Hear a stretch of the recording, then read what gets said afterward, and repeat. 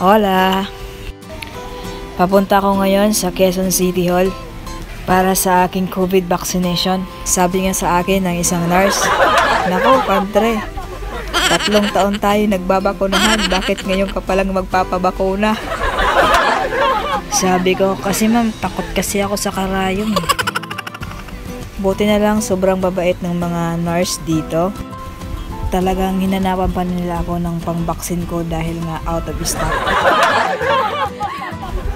At dito din kami dumaan sa Quezon City underpass.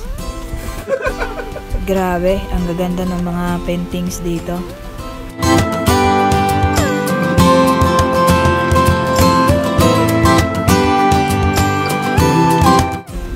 Hanggang sa nakapaglibot-libot lang din kami dito sa Quezon City Memorial Circle. Yun lang. Vaccinated na ako.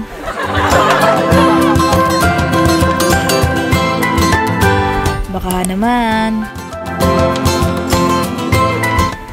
Adios.